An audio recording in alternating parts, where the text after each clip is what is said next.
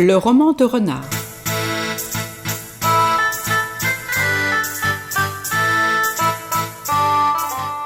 Donc je rappelle que le roman de Renard est formé de plusieurs récits qui ont été inventés au Moyen-Âge, à l'époque de la société féodale. Ces histoires étaient racontées oralement, de ville en ville, à un public composé de bourgeois et de paysans. Elles sont devenues rapidement célèbres et elles ont été transcrites sur des parchemins aux alentours de l'an 1200. Les aventures de Renard, goupil, rusé et impertinent, étaient d'abord destinées à distraire le peuple. Elles faisaient rire les paysans et les bourgeois, qui oubliaient pour un moment la dureté de leur vie. Mais en utilisant des animaux pour représenter les hommes, les auteurs se moquaient aussi de la société de leur époque et la critiquaient. Le roman de Renard est donc une satire.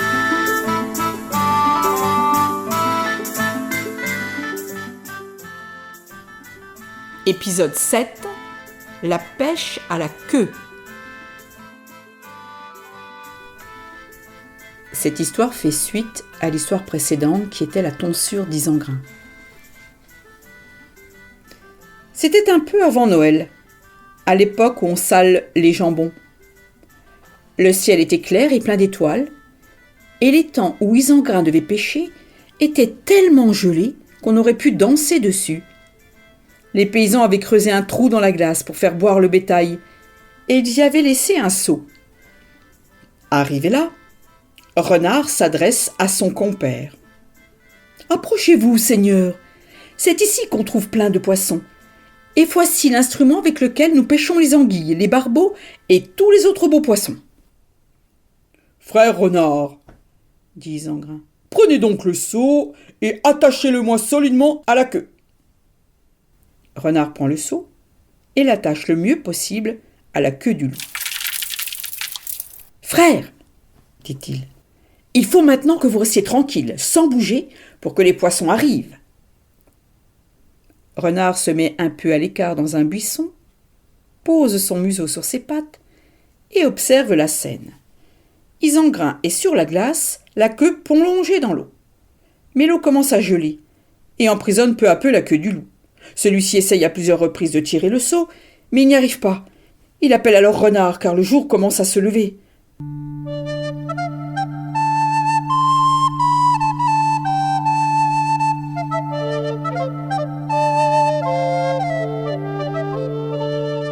Renard lève la tête, regarde autour de lui et dit « Allons-nous-en, mon cher ami, nous avons pris assez de poissons. »« Renard !» s'écrie Isengrin, « j'en ai pris beaucoup trop, le seau est trop lourd, je ne peux le retirer. » Alors Renard se met à rire et lui dit « Quand on veut tout avoir, on perd tout. »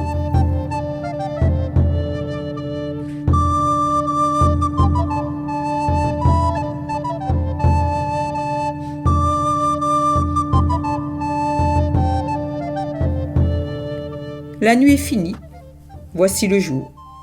Le soleil se lève, les chemins sont blancs de neige. Monseigneur Constant des Granges, un châtelain des environs, s'est levé de bonne humeur. Il sonne le cor,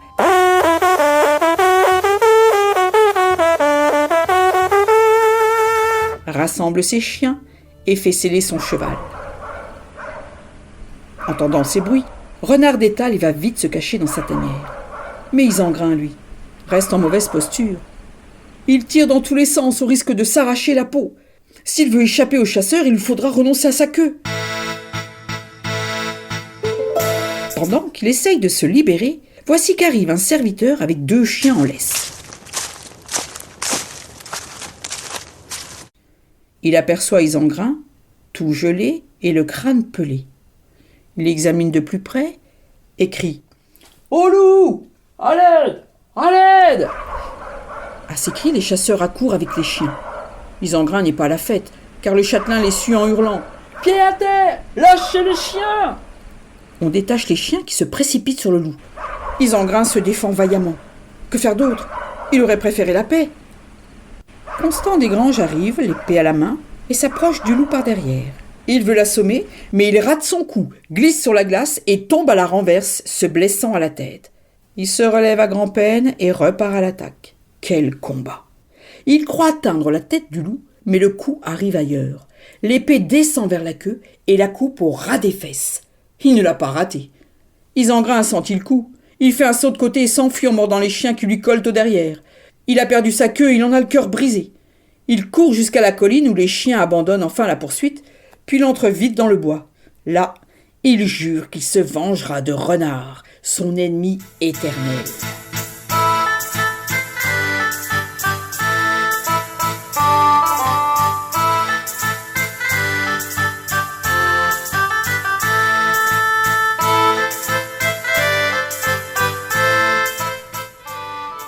Épisode 8.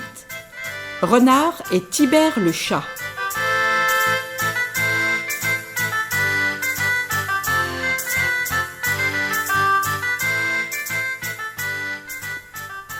Le chat Tibère, dans une rue, s'amusait tout seul avec sa queue, tournait en rond, faisait des bonds.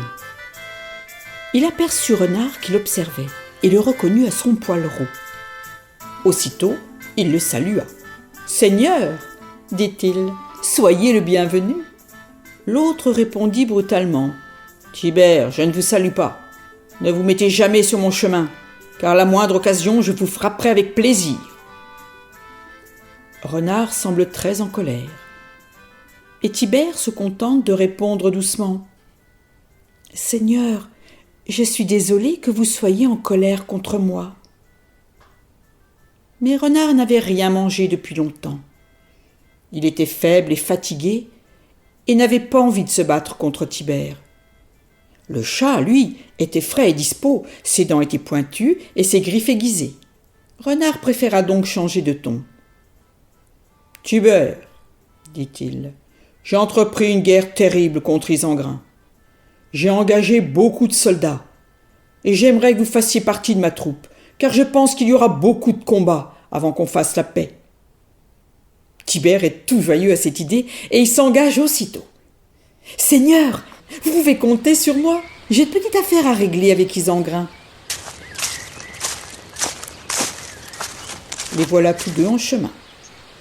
Apparemment, ils ont prêté serment de fidélité, mais chacun est prêt à trahir l'autre. Ils se détestent toujours autant. En regardant le chemin devant lui, Renard aperçut un piège qu'un paysan avait placé.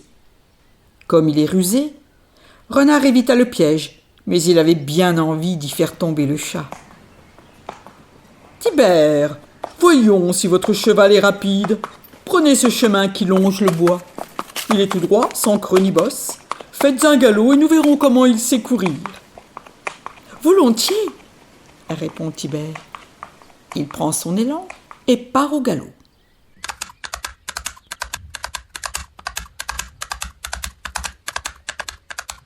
Arrivé devant le piège, il comprend ce qui l'attend, recule un peu et passe à côté. Alors Renard, qui a tout vu, lui dit « Ce n'est pas bon du tout. Vous faites aller votre cheval du travers. Il faut recommencer. Mais cette fois, tout droit. » Tibère, pour la seconde fois, fait courir son cheval jusqu'au piège. Arrivé là, il ne fait pas d'écart, mais saute par-dessus. Renard comprend qu'il ne parviendra pas à tromper le chat. Il s'approche alors et se moque de lui. « Franchement, Tibère, votre cheval ne vaut rien. Soit il se cabre, soit il va de travers. On ne peut rien faire avec lui. »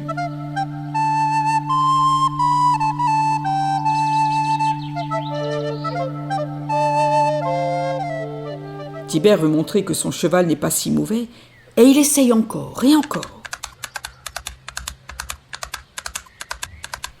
Pendant qu'il est en train de courir, voici qu'arrivent deux gros chiens qui se mettent à aboyer et poursuivent Renard. Celui-ci s'enfuit très effrayé, mais Tibère, lui, profitant de l'occasion, pousse Renard qui tombe dans le piège. Le voilà prisonnier, le pied coincé dans l'appareil. Tibère est fou de joie et il crie à Renard « Renard, Renard, c'est vous qui resterez ici, moi je m'en vais, à malin, malin ennemi !»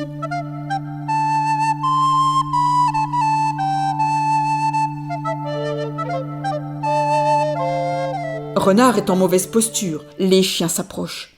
Le paysan qui avait posé le piège arrive à son tour et lève sa hache pour décapiter le goupil.